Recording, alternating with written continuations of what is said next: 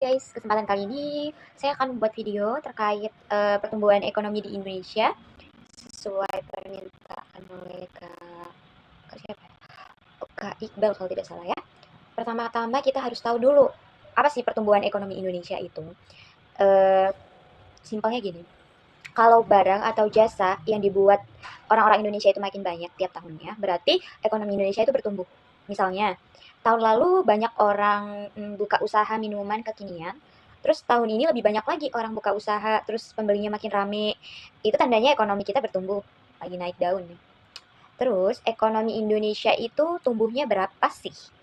Nah, biasanya ekonomi kita itu tumbuh sekitar 5% per tahunnya. Waktu pandemi 2020 sempat minus, ekonomi nyungsep ya. Sekarang pelan-pelan, ada kenaikan meski belum 100%.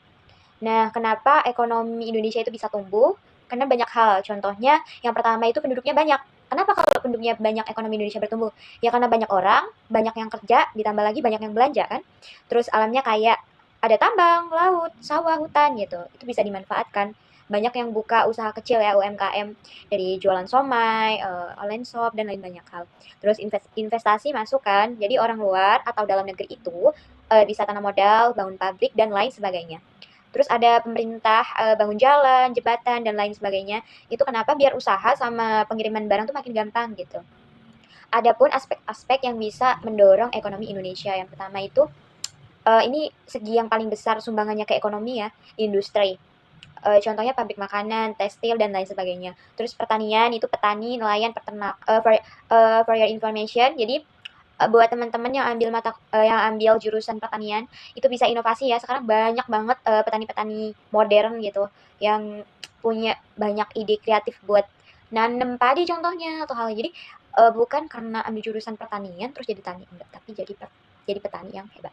Terus perdagangan, toko-toko besar, online shop, terus transportasi itu ya Gojek, kurir, dan lain-lain. Bangunan ya kontraktor, tukang bangunan gitu. Dari itu semua yang saya jelaskan, apa sih tujuannya? Tujuan ekonomi itu tumbuhnya yang bagaimana? Buat apa gitu? Tentunya kita mengharapkan bahwa ekonomi Indonesia ini bertumbuh ya, karena supaya yang pertama orang Indonesia lebih sejahtera, pengangguran berkurang, negara kita makin kuat dan mandiri, terus bisa lebih banyakin lapangan pekerjaan. Tapi masih ada loh masalah, meskipun ekonomi kita bertumbuh. Yang pertama itu banyak loh yang nggak kebagian hasilnya.